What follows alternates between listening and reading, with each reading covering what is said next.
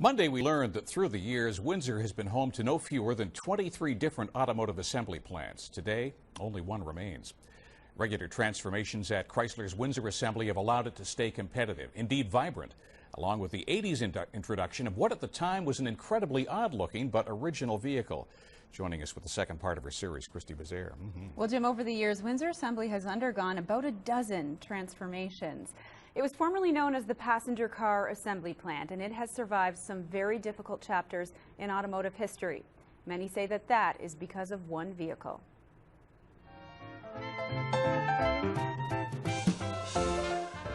From the late 1920s, through the 70s, through the Great Depression, the Second World War, and the oil embargoes, Chrysler's Windsor Assembly Plant produced a wide variety of Plymouth, Dodge, Chrysler, and DeSoto passenger vehicles. They weren't all sexy vehicles, but many never imagined what was on the horizon in the early 80s. Nobody else had come up with it. Chrysler was the first. We were afraid that, oh man, this is going to end up closing our plant. Rick Schneider was elected as CAW 444 steward in 1975. He says they started meeting with the company about a new product. All of us never wanted anything to do with the minivan. It looked like a square box. They called it the Magic Wagon. America's driving needs have changed. We could use a whole new way to get around. A Magic Wagon that carries 2 passengers and a big load, or 5 passengers and a smaller load. Or, would you believe, an option for 7? It's the Plymouth Voyager, the Magic Wagon. You've got to drive it to believe it. Voyager is 3 feet shorter than a big station wagon, yet it has more room inside and better visibility than many wagons. And perhaps it really was magical. That was the thing that saved Chrysler at that time. A $200 million bailout from the government allowed it to rejuvenate its plant and reestablish as a major car manufacturer. But the minivan was the thing that allowed them to do that. The success of the product led to talks of a third shift in 1992. I said, Larry, there's not a place around that has 3 shifts in an assembly plant. Schneider was tasked to lead the charge by former CAW President Larry Bauer. He started meeting secretly with company officials. Believe me, I never worked so hard in my entire life. How do we empty the parking lots? How do we get the people in? We'll never be able to run. We'll never get our skilled trades to work every weekend. But they did, and in the fall of '92, an agreement was ratified adding 1,500 jobs at the plant, helping to offset the impact of the recession.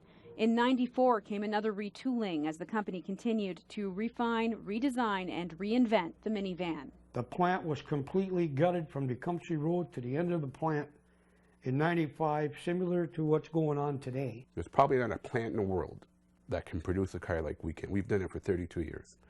We've been on 3 shifts since '93. Very few people can say that. And the retoolings came with other changes at Windsor Assembly. We had stock that was built up. You really couldn't see the person on the next line on some of the jobs that you were working. It was crowded, it was complicated. We had general foreman's assistant that would come and relieve you if you needed relief, whether it would be to go to the bathroom. It's much cleaner than what it used to be. There's a lot more paint than what it used to be. Some areas in there you can eat off the floor. The changes weren't just physical. The hiring practices had changed. More women, more people of color. I think there's more integration with regards to working collaboratively with the company, with the engineers expressing themselves, and we didn't see a lot of that before. It was all top-down before. The bar has risen, and you have to come to work prepared to work and do the job. Today, more than 13 million minivans have rolled off these lines, and many hope the $2 billion retooling underway at Windsor Assembly will lead to millions more. We're excited to be getting this investment because it means we'll be able to build this next generation minivan to a higher quality level than we ever have before. The next vehicle at Windsor Assembly will be a hybrid electric minivan, but production won't start until 2016. Until then, workers will be building the same product. The retooling is scheduled to be completed by May 25th. Looking back, it had to be a gutsy move, Christie. You can see the workers saying, after years of building those big cars that we knew from Chrysler, and seeing the minivan, you'd say, what are you thinking? Is this going to sell? I'm almost speechless yeah. Because it was so funny when I saw that first one. I mean, I love this van. I love what it's done for our community, but when they introduced that in the 80s, you got to be thinking, man, this is ugly. I was living in the Maritimes at the time, and one of the gals on our sales team purchased one, and she said, this is the ticket for families, and boy, was she right. Well, and Rick Schneider in my story said he hated it, and then he bought his first one because he had kids, and then he bought 5. The Magic Wagon, wonderful minivan. Christie, thank you. You're welcome.